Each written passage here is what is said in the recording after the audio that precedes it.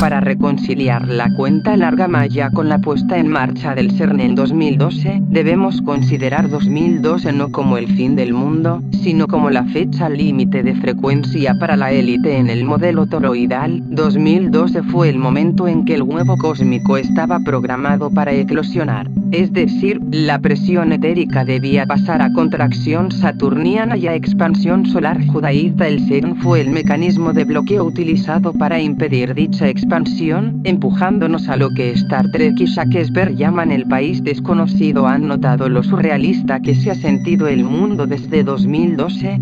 Esto se conoce como el efecto Mandela. Actualmente vivimos en una simulación del toroide. El CERN cambió con éxito la alimentación principal del éter orgánico a la red sintética G6 satelital. Al activar el LHC a altas energías, bifurcaron la línea temporal.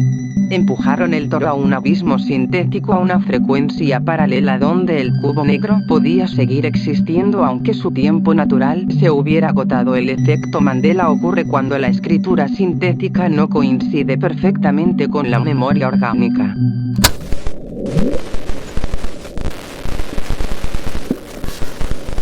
El planeta no es un globo ni un disco plano, las naves no desaparecen bajo el horizonte, como los principales científicos nos dijeron durante años. A los científicos no se les exigió responsabilidad alguna, y aún así juraron sobre sus afirmaciones. Pero primero preguntémonos cuánto hemos alucinado que las naves caían y si eso les hizo reconsiderar su creencia. La lente de la cámara es su maldita peor pesadilla. No responsabilicemos a los mentirosos por eso hasta que se filtren las respuestas. Es una operación psicológica para encubrir la mentira que nos dijeron a todos.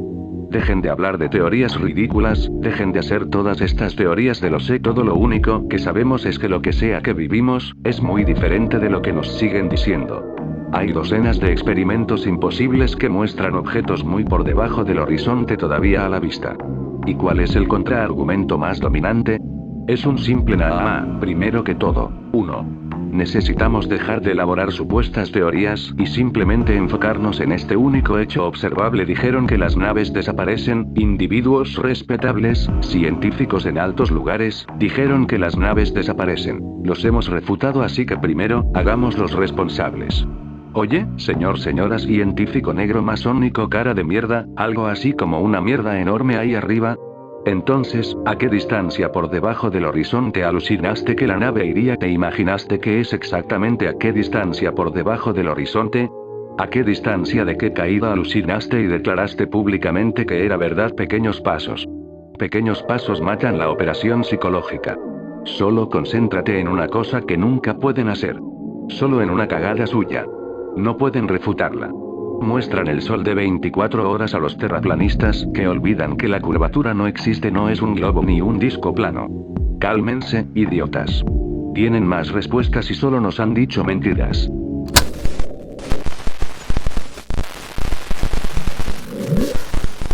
La idea de un chupacabras canino es bastante sospechosa en mi opinión. El chupacabras original, aunque varía, nunca se pareció ni remotamente a un canino, ni siquiera tenía pelaje. Normalmente se lo representaba como un híbrido reptil gris, y a veces incluso con aspecto de dinosaurio o con alas, pero en algún momento a mediados de la década de 2000, cuando los avistamientos se trasladaron de Puerto Rico a Norteamérica continental, de alguna manera se transformó en un monstruo canino. Lo que sería como si la leyenda del monstruo del lago Ness se mudara a otro lugar y luego se la etiquetara como una trucha ligeramente enorme. Es estúpido. Honestamente, creo que el cambio de ser extraterrestre reptil a canino, tanto a los ojos del público como en la narrativa oficial, es una operación psicológica o un encubrimiento. Es sinceramente molesto, y me gusta mencionar este hecho cada vez que puedo cuando escucho o busco información sobre chupacabras. ¿Qué opinas de este cambio, Anons? Gracias por su atención de antemano como siempre.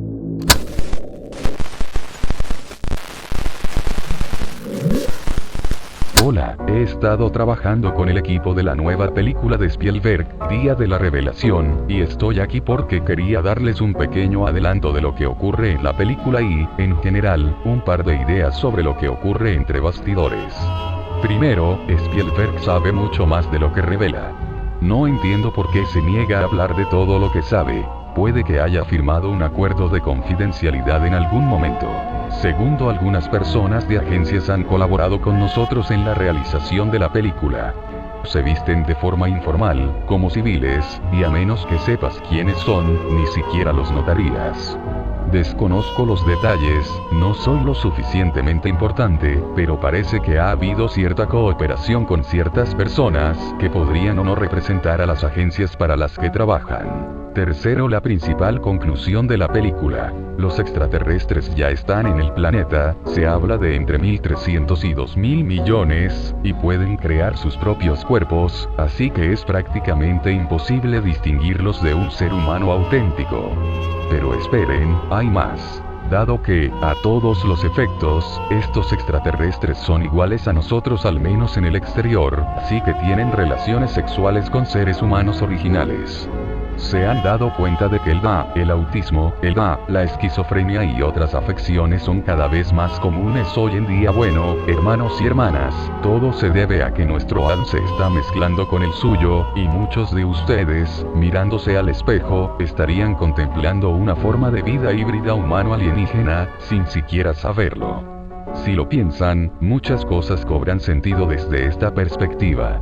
Pero, por supuesto, esto es solo una película, y no debería considerarse más que eso, ¿verdad? Entretenimiento sencillo.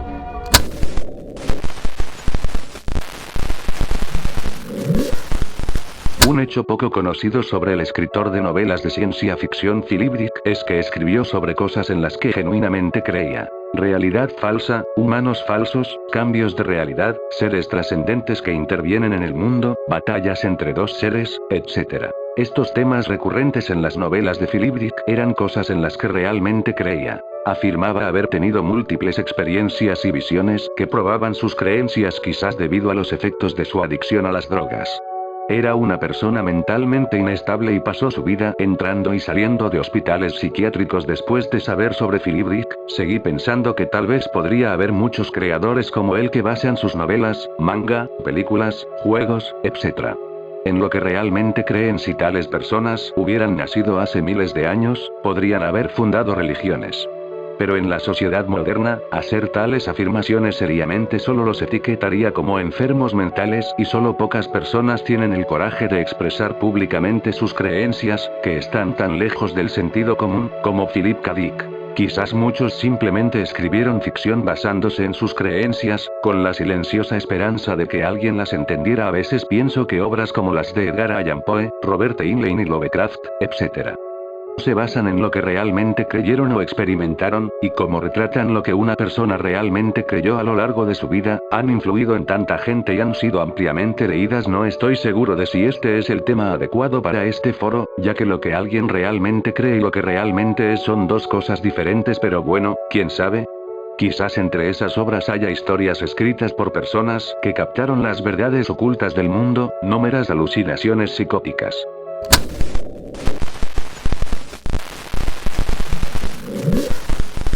Anoche ocurrió algo muy extraño, y sinceramente no sé si fue solo un fallo de telecomunicaciones poco común o algo más difícil de explicar. Eran alrededor de las 4:10 am. Mi esposa y yo estábamos durmiendo en nuestra habitación.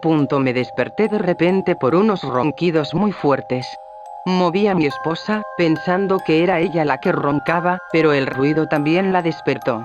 Ambos nos quedamos quietos, mirándonos, mientras los ronquidos continuaban junto a la cama. Al principio, pensamos que era nuestra perra, aunque nunca había roncado tan fuerte.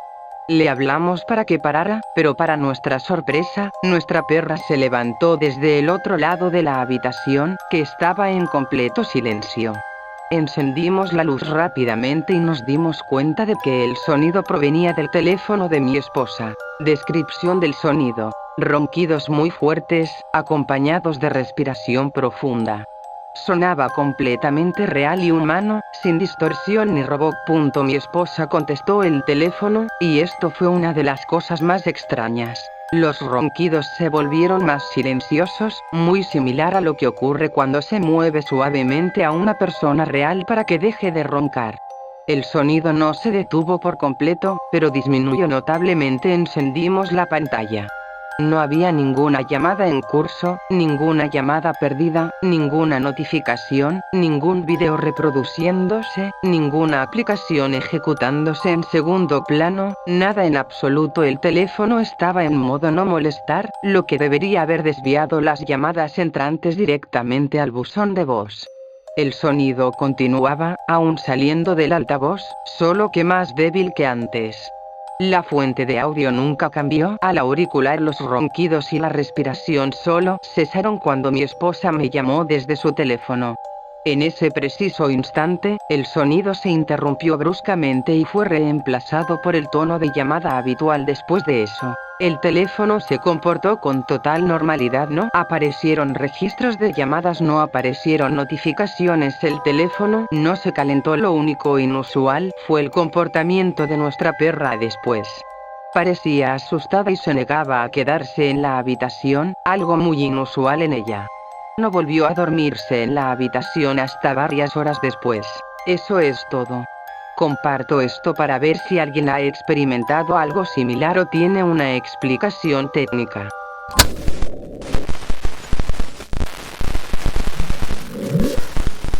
Universos alternativos, uno de los conceptos más interesantes del mundo. Bueno, sea cual sea el universo en el que vivas, habrá fantasmas de Mos Creaturae.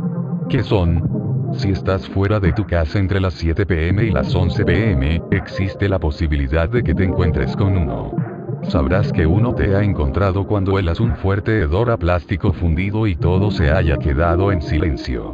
Los fantasmas de Mos Creaturae tienen una cosa en común: medirán al menos 2,13 metros y tendrán ojos grises brillantes. Digamos que sobrevives a un ataque de estos monstruos, ¿y luego qué? Estás como muerto. Tendrás fantasmavirus, un virus que te transforma lentamente en uno de ellos.